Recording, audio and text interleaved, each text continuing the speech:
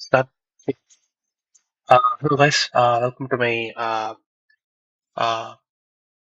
I think it's approximately the 10th. You can treat it as the 10th lab. This is the final project. So I'm doing. So this is about our final project. So we are just showing the progress on our final project. So let us start discussing about it. Let me present to you what we have done till now. Uh, 1 second. Let me share the full screen with you. Uh, yeah. So let's go. So our final project idea, as you might have seen in our previous video, which basically discussed the three ideas we had about our final project. One was basically using Wi-Fi fingerprinting for Wi-Fi for using leveraging Wi-Fi for localization. The second one was a health monitoring system. The third one was a compression system. Okay, and we went with the Wi-Fi localization because we and everybody in the comments thought it had the maximum practical impact. So we went with that idea, and so this is the overview. Now, let us redress the problem statement again, and we will then discuss. We will then present what we had done till this step, till this stage. We are moving towards the final goal, which is a complete Wi-Fi based indoor localization system. So objective. So the objective is to develop an accurate and reliable indoor positioning system. Okay, utilizing Wi-Fi infrastructure. What is the disadvantage? You can just use GPS, right? I mean, GPS is the most. Whenever we hear localization, it directly maps the GPS because that's what we have been trained with. That's what we are familiar with from our whenever we hear that word localization. So then why do we use Wi-Fi here? That's a very fundamental question. It's a very good question indeed. Uh, the fundamental problem with GPS is GPS yes, I mean you can agree obviously that GPS dominates outdoor localization. Whenever you book a lift, Uber or any cab service, or whenever you use Gmaps, right? That is as essential as a very fundamental right. So whenever we use something as fundamental as localization, we rely on GPS. Okay. Every country has their own global positioning system. I mean, Russia has its own GPS. India has its own GPS. China has its own GPS. GPS, as we speak, is specific to US. Okay. Uh, so every country has their own. I mean, at least these big four countries have their own localization, which we typically may refer to all of them as GPS. I mean, but the core idea is the same, right? You basically have satellites, and by leveraging satellites, you localize. And some of the common uh, concept being used is triangulation or trilateration, right? Uh, but GPS has a very making GPS work has its own complexities, which we will discuss when we discuss our Wi-Fi localization. Means the GPS involves some techniques which has some disadvantages. And our Wi-Fi localization precisely escapes those disadvantages. Okay, so first, let us understand what exactly is the clink in the armor for GPS. Well, GPS cannot penetrate indoors because it is traveling such a huge distance, and um, by the time it reaches indoors, the strength nearly nulls out. So that's the problem with GPS. It cannot penetrate indoors. GPS doesn't work indoors. So whenever you want to pay, say probably if you are in a Dubai airport and if you want to localize yourself within that airport, you cannot use any mapping software. That depends on GPS. Okay, you cannot use Gmaps within buildings. Okay, so that poses a significant challenge. For example, if someone is making a 911 call and if it's a huge building, okay, GPS doesn't work within indoors. So yeah, so that's a clink in the armor for GPS. So outdoors is its limited. I mean, it is only bounded to outdoor environments, not indoors. So, what can we do about it? Well, GPS works on this. GPS is basically a type of leverages RF data. Okay, we have a very own RF wave system just sitting right before our eyes.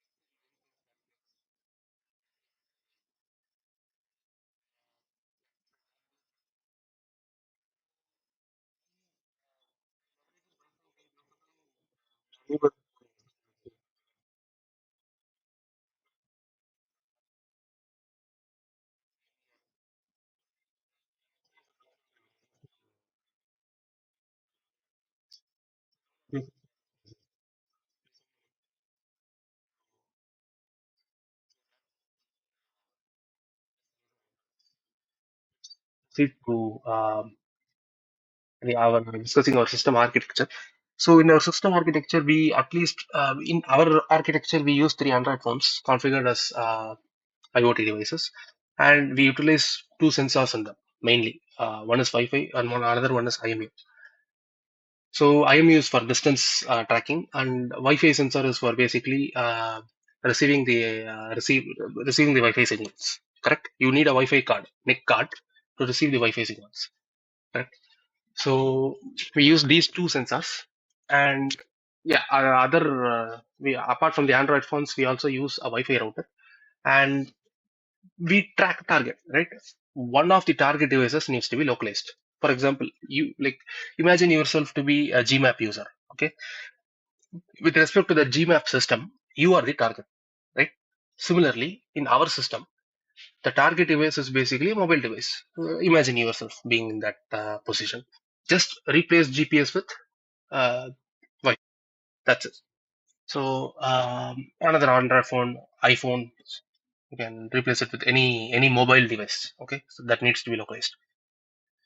Yeah. So apart from so these are the core aspects that we want for our localization system. Additionally, we are also leveraging cloud. Okay, primarily AWS instance for data processing. So we have a we especially with respect to localization, we collect a lot of data. So whenever we collect a lot of data, we need to first process it so that it is properly it is formatted to a proper shape.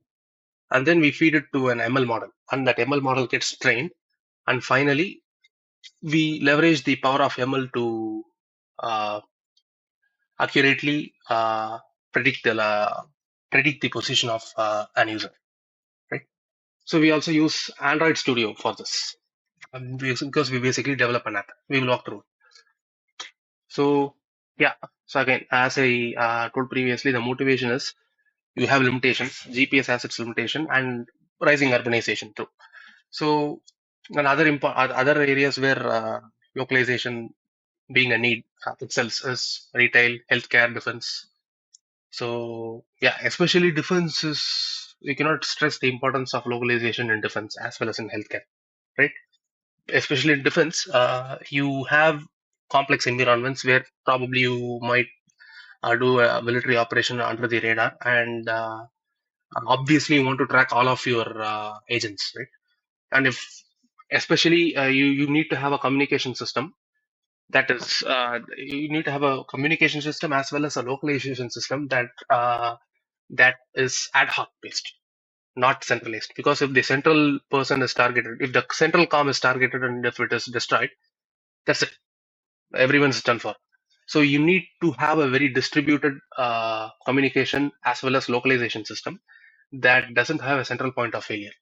Okay, so the Wi-Fi localization, the very core aspect of Wi-Fi localization, can be translated to other frequencies too, other spectrums too. Say something like cognitive radio networks. All the bands that military uses. The Wi-Fi localization can also be just mapped to those spectrums too. So yeah. So what are the let me walk you through the procedure that we follow. So the first step is data collection. Okay. So how do we collect the data? It's so first, what exactly is data collection? What do you like? Just bluntly saying data collection. What does it mean? So for data collection, we basically mean that we first identify significant attributes from the Wi-Fi signal data. So we go to distinct locations.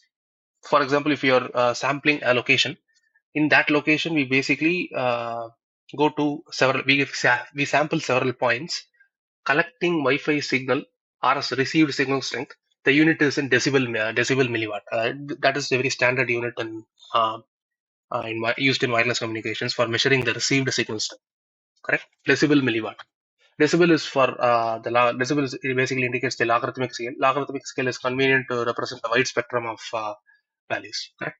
So decibel milliwatt. dBm is a uh, very common metric used to very common unit used to characterize them. So yeah, um, so saying that, uh, just to provide you a very reasonable estimate, a Wi-Fi signal that is between -60 to -70 is a really good signal, and something lesser than -60 is an excellent signal. It can go up to -30. Beyond -30, it mostly fries smartphones. It mostly fries the cards. So that's dangerous.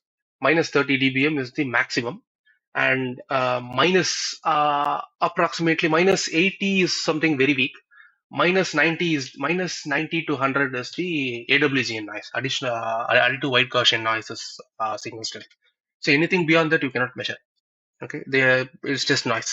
Okay, so you can call the signal value from the maximum signal value that a device can measure, Wi-Fi signal that Wi-Fi sensor can tolerate, to the minimum value, which is the noise level.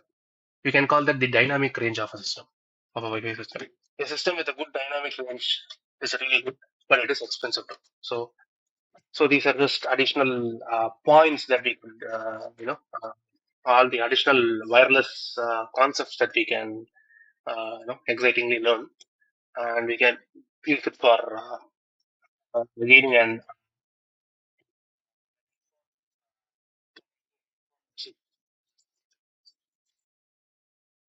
so what methods to use for every location fingerprints to a received signal. What is that? indicates the received signal strength from different anchor points or access points, as we call. Because, as you said, different smartphones in our case, because we use three smartphones, right? So this we indicate we have three smartphones. So those three smartphones as the anchor point, and we also use a router. So um, we will use three of them. We use four of the anchor points. More, the better, right? Because obviously, if you just use a single anchor point, obviously within a radius, you can just simply follow the path loss law, right? Some simple common path loss law, Fritz's law, right? And anywhere if you are within that circle of from snippers, you will get the same thing because path law power drops by 1 by d square. That's the path loss law, right? Breakpoint. If you can use your simple breakpoint model, free space law. So in free space, if you in free space, the transmitted power decreases by 1 by d square.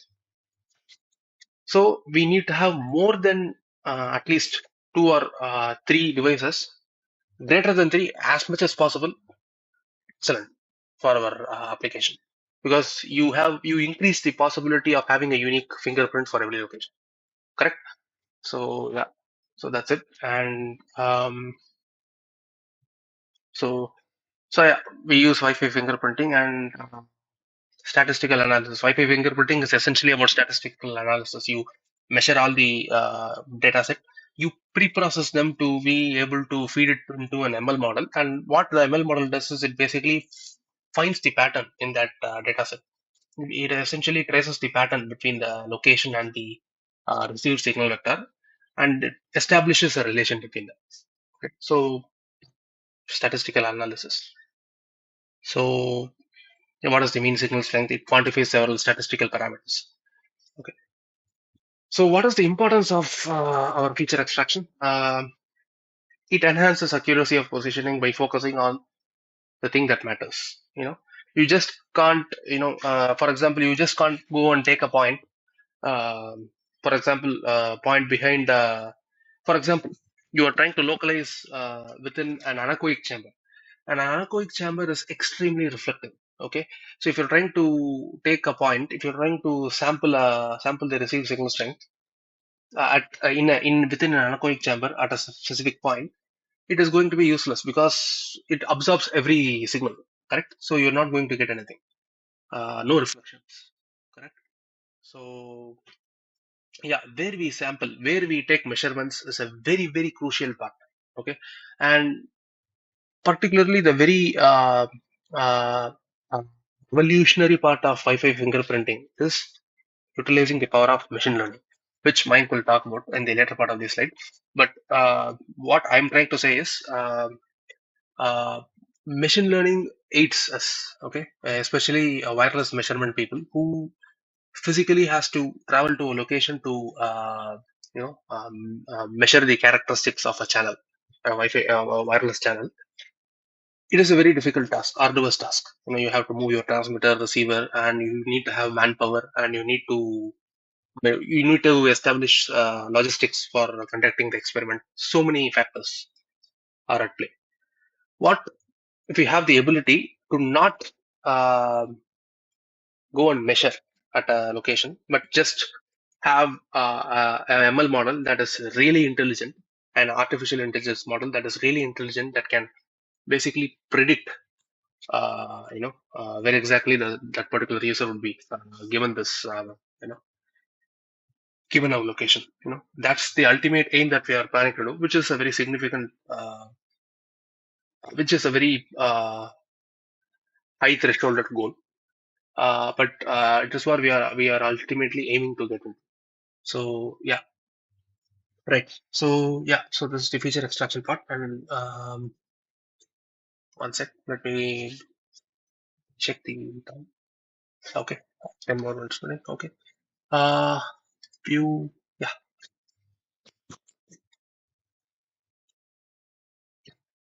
So what are the common machine learning algorithms that we are planning to do? Matching algorithm. Essentially, the matching is machine learning does the matching, right? The common algorithms that we are planning to use is KNN. uh, which is good.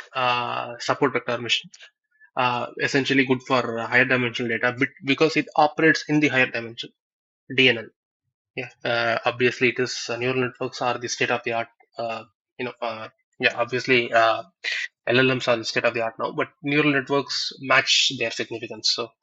Um, so we plan to leverage DNNs, deep neural networks, for our case, and experiment with it how it goes, how accurately it predicts.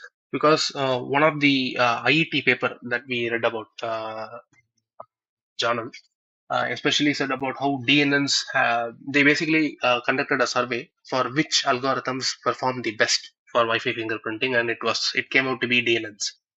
But yeah, it had to be feeded a large chunk of data, okay, in GBs. So that's one disadvantage. Meaning you have to feed a lot. You need to feed a lot. You need to feed a very large chunk of data, but it performs maintenance. So yeah, so you have to. They're a bit complex in operation, but uh, they do the work, especially if the data set is complex.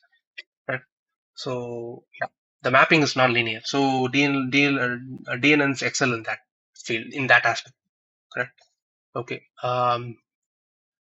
Yeah. So the other part is significance. So you basically determine the estimated position based on the best match to the recorded fingerprints. That's what it does. So the input is going to be your your position. Whenever the first phase that we are planning to do in our project is uh, we measure for every position in a particular target location. We plan to measure the position, as well as for every position we plan to measure the received signal vector from different access points, anchor points, and we prepare to gather a good amount of data so that we can feed it and train an ML model. And then, as the ML model predict a target's location, given a signal vector input. Okay.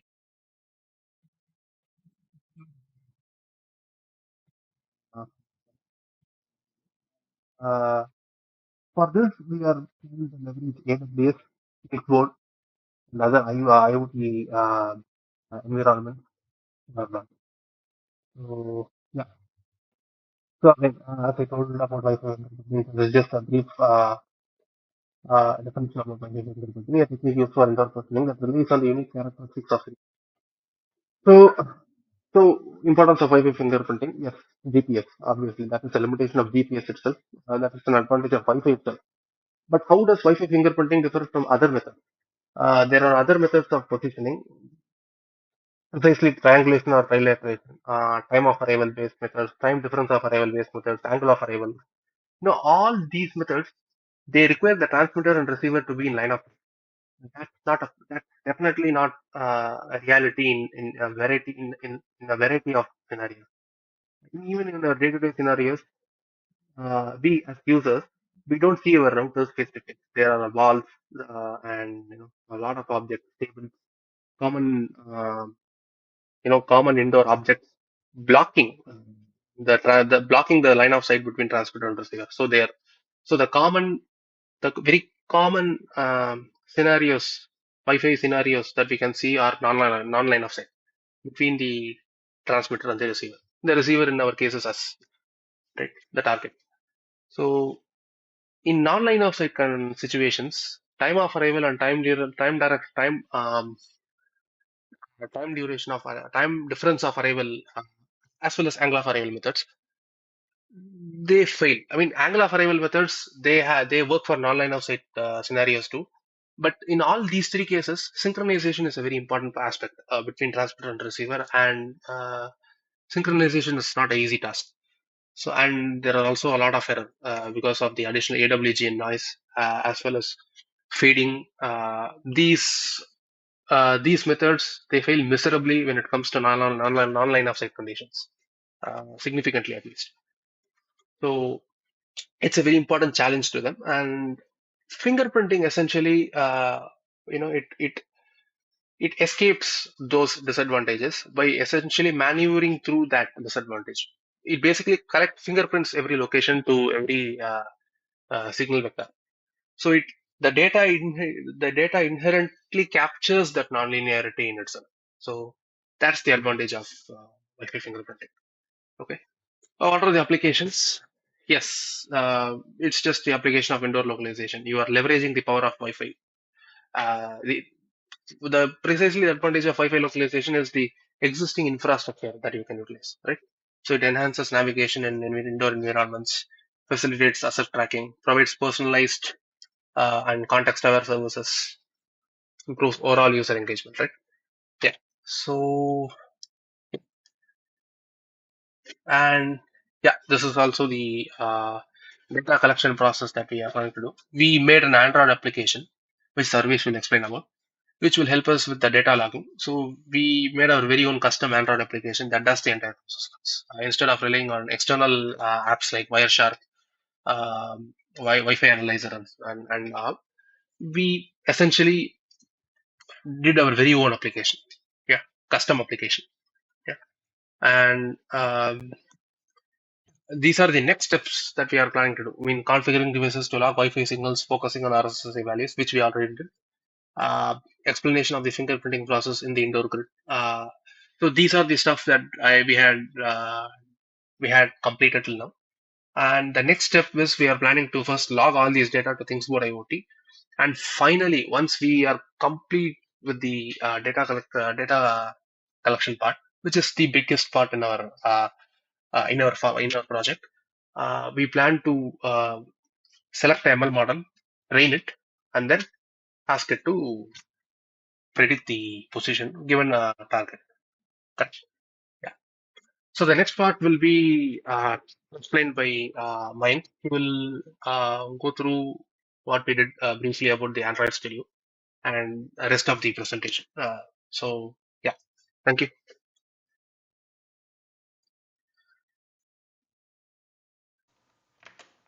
Hello everyone, this is data collection process. So for data collection, we have made our own Android application which will help us to log Wi-Fi signal, which mainly focuses on RSSI values. We will have our fingerprinting process in indoor grid for that. Then we'll collect the data and export it to ThingsBoard IO for our real-time visualization. Then we are going to use AWS SageMaker to train our machine learning model. This is a screenshot for our Android application. These all things will be explained in later part of the video. This is the part. This is the code where we did the RSSI logging value. So this is a screenshot for our Android application. There are two buttons. One is start recording and stop recording for logging the data point. So for analysis part, we are going to use ThingsBoard IO. We'll use the different RSSI value from different nodes. We will have predicted versus actual position.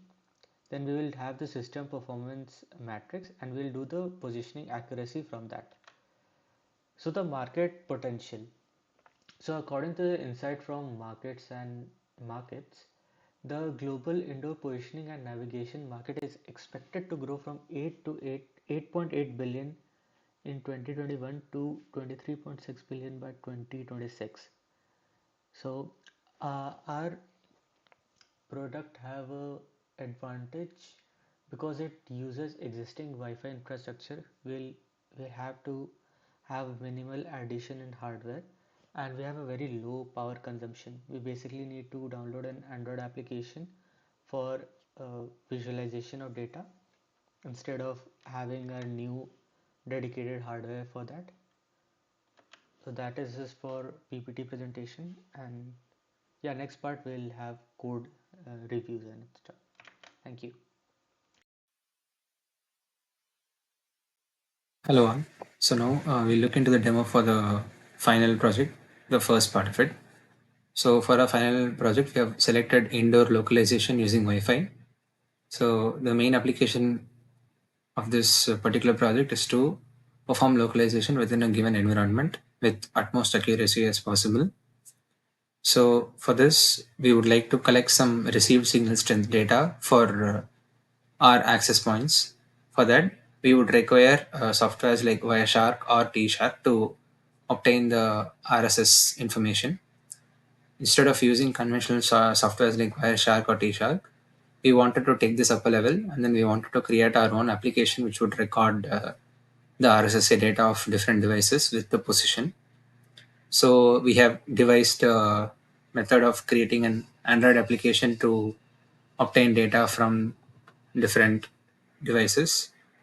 So this is a demo for the code of the devices. So here we have the main activity file for our code. Here basically we have set up basic variables for obtaining permissions for the Wi-Fi service and the location service. And then we would take in the change sensor values, as well as we would take in the Wi-Fi values, that is the RSSI values of each device. We know that the beacon signals that are sent by devices can be throttled. So we would like to limit the number of signals that we get for around zero point 0.5 seconds. So we also have functions to handle failure in that case. We also maintain two status checks, like whether the received signal is fresh from the particular device or whether it has been cached earlier.